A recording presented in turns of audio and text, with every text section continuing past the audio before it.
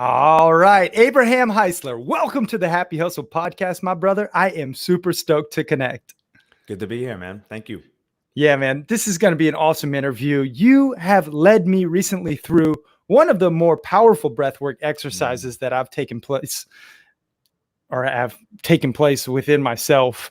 I am fully grateful for that. And I know you are the CEO of Internal Leverage and you're a mindset coach and just an awesome entrepreneur.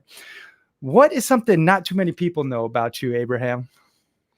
Yeah, well, so people come to me for mindset coaching and performance coaching when they're realizing that no matter what strategy they implement in their business, they're just not moving the ball forward and they're stuck, right? They're not able to get to that next level. And they end up going to one of my breathwork sessions where they all of a sudden get to a vista, or they get out of the forest and instead of seeing the tree in front of them, they're able to see the entire map.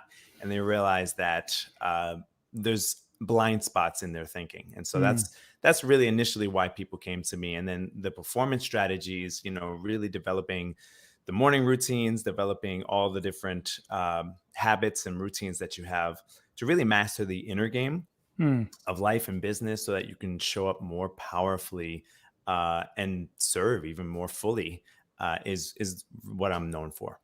That's amazing, man. Yeah. What are some of those cornerstone routines and high performance habits that you implement that potentially the listeners and viewers could also implement in their life?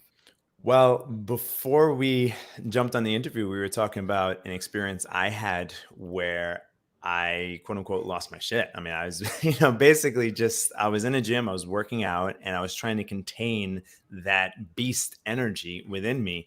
And I was struggling through my workout because I couldn't do both. I couldn't really tap my inner demon, right? That one that just shows up and just crushes, and preserve my I guess the facade or the persona or the that part that we put in front because we want people to like us and to accept who we are, right? And so I had to discard it. So one of the things that I love to do is to just, when I feel depressed or sad or anxious or whatever it is, I grab a pillow and I just yell into it. Oh, That's one of the best practices. It's so underrated.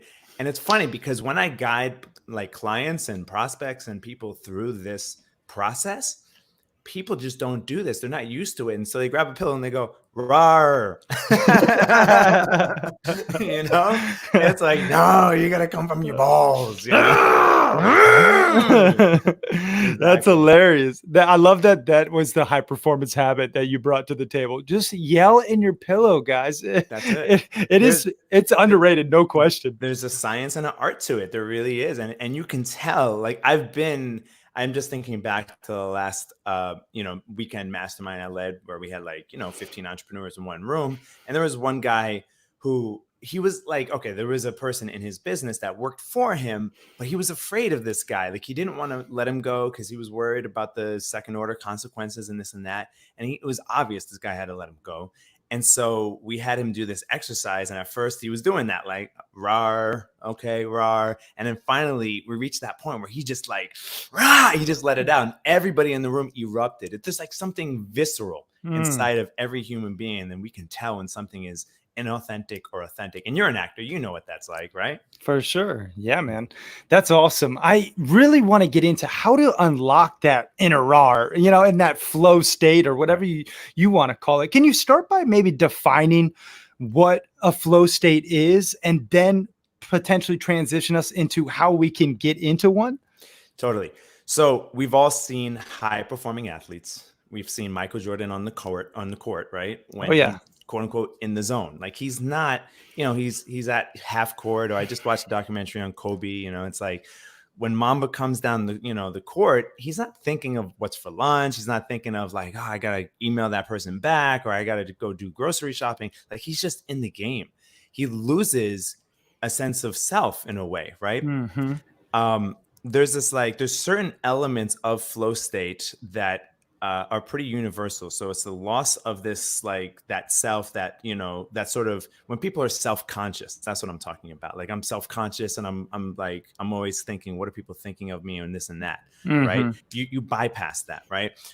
We lose a sense of time, like time flies, right? Time flies when you're having fun, when you're in that flow state. Mm-hmm. Um, we lose a sense of space around us, and we just sort of merge with the action. There's a lot of studies that have been done, like for instance Navy SEALs, they talk about in their training, they train their combatants to enter into that flow state so they can move as one unit together, where like I don't have to communicate with the guy next to me, I just automatically know where he is and I can count on him and he can count on me, and we're just using, like, we're moving like one organism, right? So, and of course, the mystics have these experiences where they lose their ego and then they merge with the world, with the entirety, with everything. What's really interesting is when you take it out of the woo-woo and you look at it from a neurological perspective, what's going on is that our prefrontal cortex is actually shutting down. Not in a bad way, but in the way that's necessary, because what we're doing is we're accessing the other parts of our brain, the more animal nature, right? That is allowing us to release stress, anxiety, to really confront some of the emotions, the feelings, and the things, the experiences that we have a tendency to shove down or put under the carpet. So, I mean, I know I'm addressing a lot here, No, it's great. but that, what is known as transient hypofrontality, where we give that prefrontal cortex a break, that is the flow state. And the reason why this is so important for high performers, for athletes, and for entrepreneurs is because even though the prefrontal cortex, which separates us from the animal kingdom, is necessary for rational decision making, it's also responsible for analysis paralysis, for procrastination, for inner self-criticism. It's like we have a tiny Woody Allen in our brain that's just like constantly going, oh my God, what does she think? Did I say that too loud? Should I have said it soft? Right? It's like, For sure. should I resend this email and write it? So that is a business killer. That's I work with a lot of people who are in sales, and if you're in your head when you're in a sales conversation, especially when it's a very high ticket sales conversation, you're dead, right? I mean, it's all about letting go of this, like the BS that really separates us, and really being present and in that moment and in that flow state. And when you're able to do that, all of a sudden success comes more naturally and easily. Yeah. I mean, I love those examples with the professional athletes tapping into flow state. And that makes a lot of sense. I'm sure everyone out there listening can understand Michael Jordan in flow state, Right. and how he's dribbling down the court with 5 seconds left. He's not thinking about what's going to happen after the game or what happened, before the game or anything. It's right there in that moment. Right. Now, the question that I think a lot of people probably sitting here listening and myself interacting with you that comes to mind is, okay, I'm not necessarily playing professional sport or even a sport at that. I want to use this same flow state focus in my business, Right. in my life, with my relationships. How can average entrepreneurs, not average, but entrepreneurs and average people in their daily lives tap into this flow state? Is there some tactics or ways to get it out of that mind and into that body?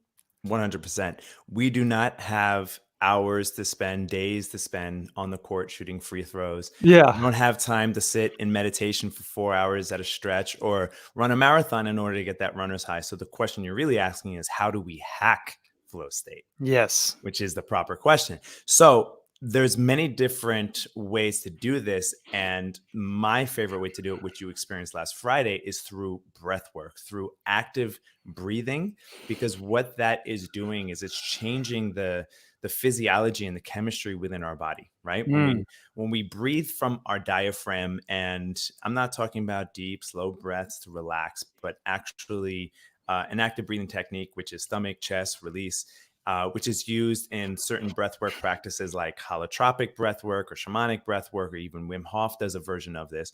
And what that is doing in a very short amount of time is it's actually changing the chemistry of our body so that we tap into that transient hyperfrontality I was speaking about in a very short amount of time. So within 5 to 10 minutes, you can access the same level of flow state that a person who has been running for an entire, I don't know, 10 miles when they get a runner's high, the same sort of state, but without having to spend as much time or even as much effort, if you will. It's a more direct and clear path.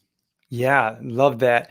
What are, let's just say, the three go-to like mistakes you see in people attempting to hack flow state strictly in terms of breath work, and how can we counteract those mistakes? I know sometimes I question my own breathing during breath work. Am I inhaling from my diaphragm properly, or am I shaking too much, or is my mind wandering? How can we mitigate those mistakes and tap into that flow state?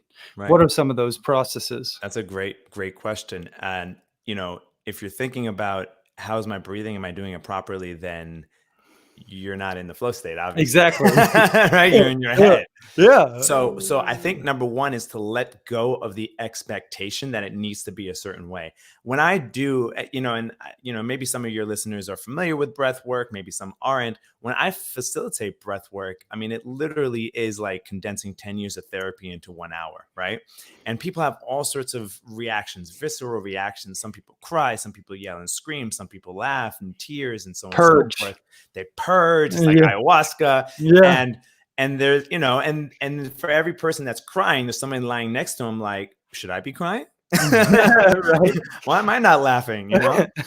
And I think it's important to, number one, let go of this expectation that it needs to be a certain way and just accept. It's like my martial arts teacher told me one time, when you're on the mat, don't focus on anybody else, only on yourself and your experience. And you're your own opponent. So you're always basically, you're only in competition with yourself, right?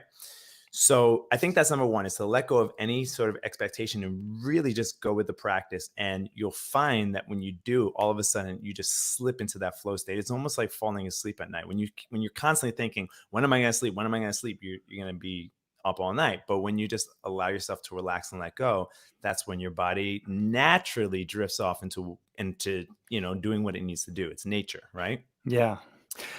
The other, were you going to say something? Well, no, that's great. Compare and despair is what comes to mind. I'm like, we all compare and despair online, to other business owners, to just Right. other relationships. Right. When we can get rid of that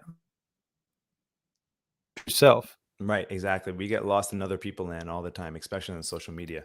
Yeah. The other thing I would say is that, see, breath work, which is the practice of doing this active breathing, it's work.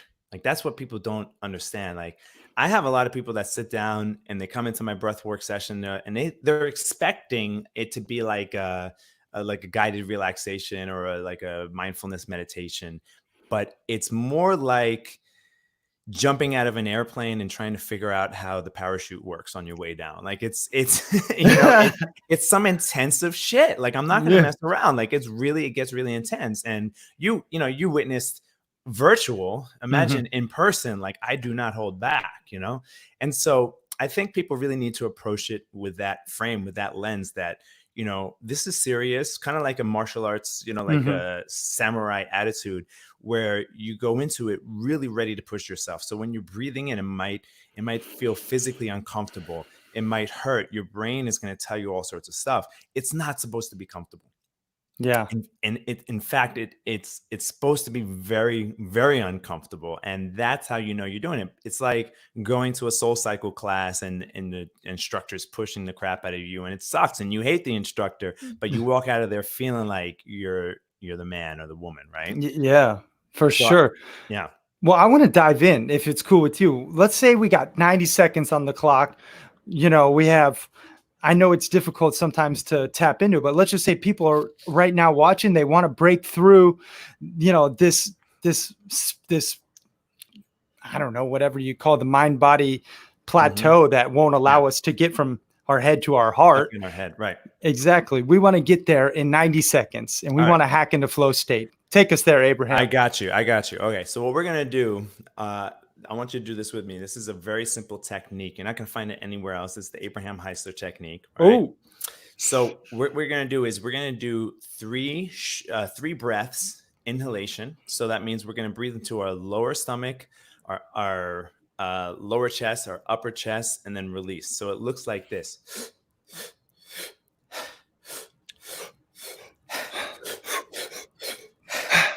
All through the mouth, correct?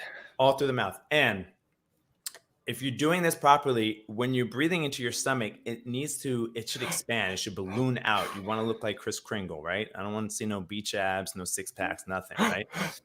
So here's the practice. This is what we're going to do. And this is like in 30 seconds. Okay. Awesome. We're going to do that 3-part in breath and then the exhalation. And then when we get into the rhythm, we're going to speed it up. All right. And we're going to build up the tension, kind of like a locomotive. And then what we want to do is we want to raise that energy up. And this is combining a bunch of different techniques.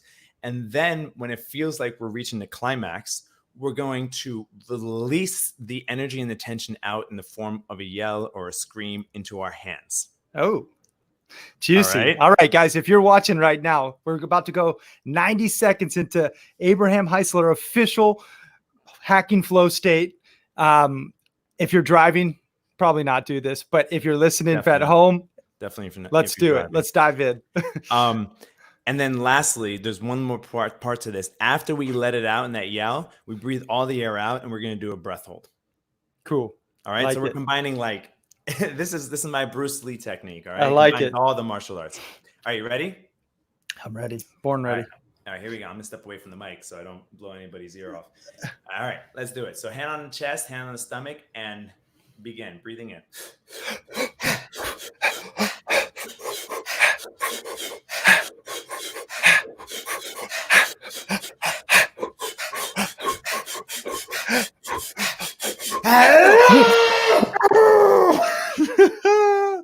Breathing out, hold out.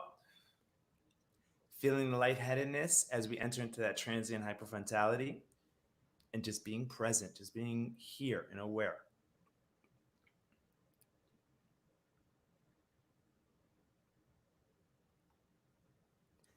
And when you absolutely need to breathe, you take a full deep breath in and hold for 10 seconds.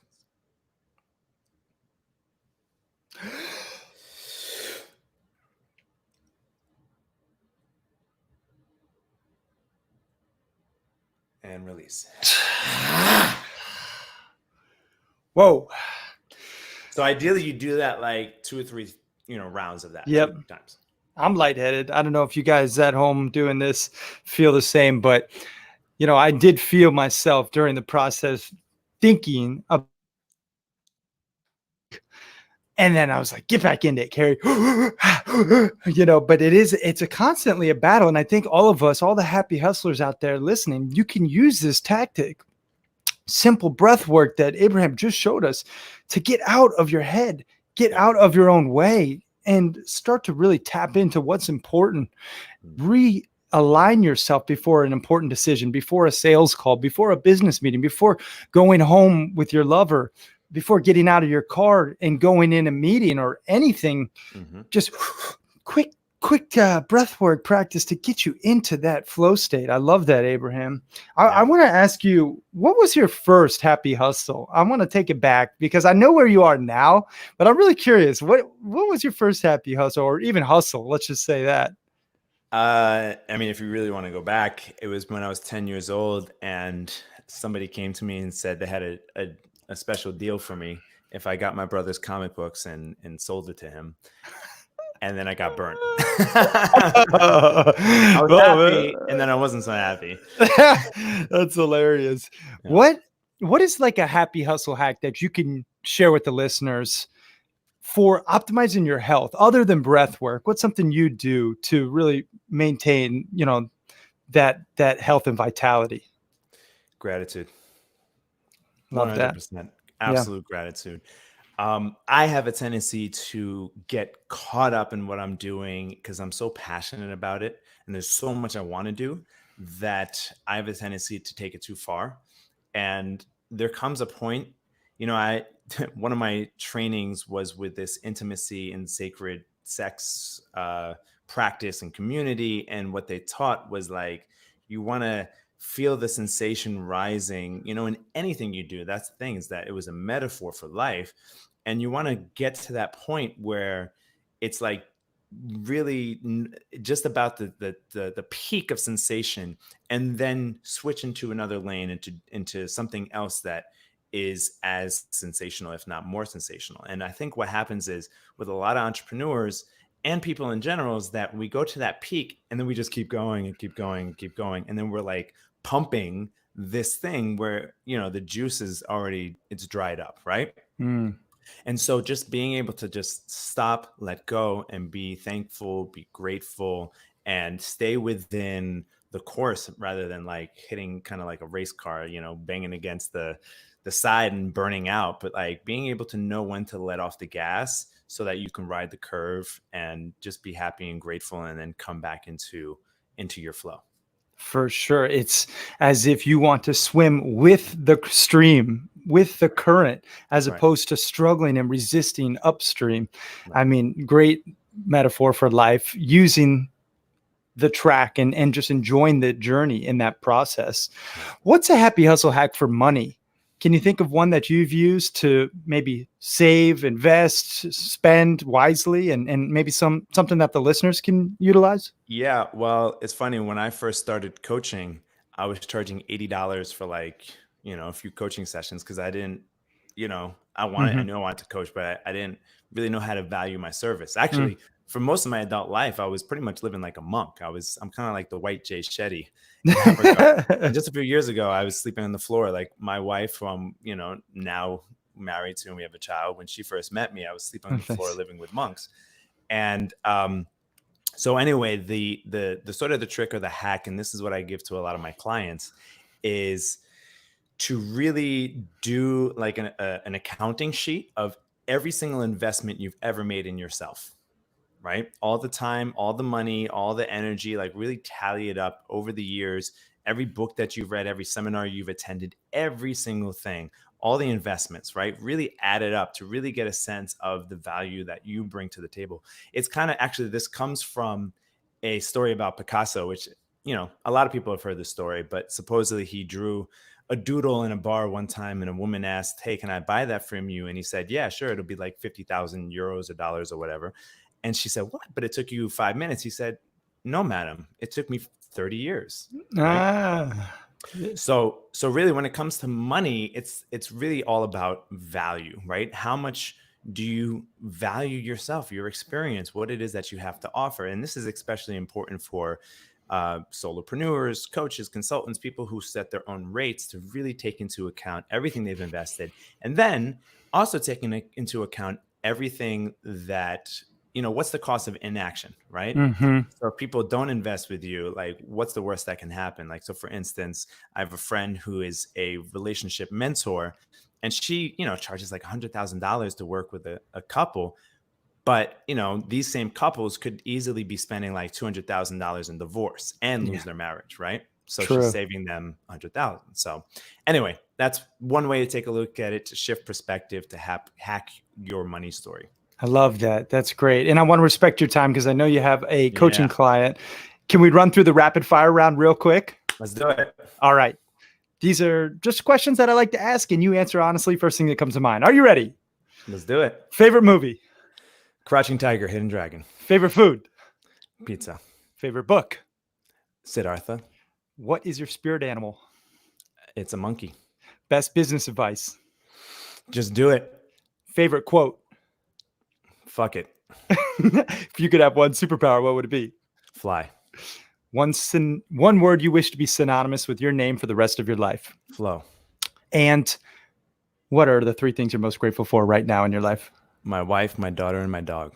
Love it. Where can people go to find out more about you? I know you have something awesome for the happy hustlers out there. Give us some links and where people can learn more about you. Totally. I have a free training, a breathwork training. This is something that like I probably should be charging for. We put a lot of time and work into preparing this thing for you guys, but it's absolutely free because our mission is to introduce the power of breathwork and flow state to the entrepreneurial community, to the world. And entrepreneurs are the ones who are creating the most amount of impact, right?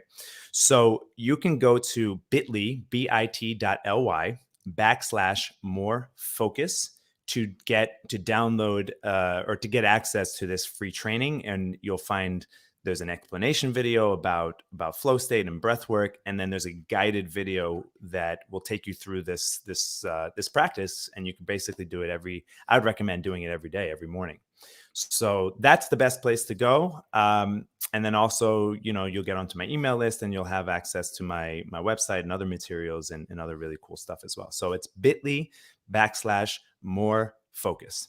Amazing, Abraham. Final question. And this has been a super powerful interview. I really hope you guys do take advantage of that free breathwork training. I know I will. Yeah. Abraham, final question. What does happy hustling mean to you? It means respecting the quadruple bottom line, not just going for the profit, but going for creating community, creating impact for the world, and then also taking into account the spirituality of your life and business, meaning the well-being of yourself, your passion, your purpose. Love that, Abraham. Thank you so much for hanging out with us today. It has been a true pleasure. Love you, man. Thank you. Much love. All right, man. I'll talk to you soon.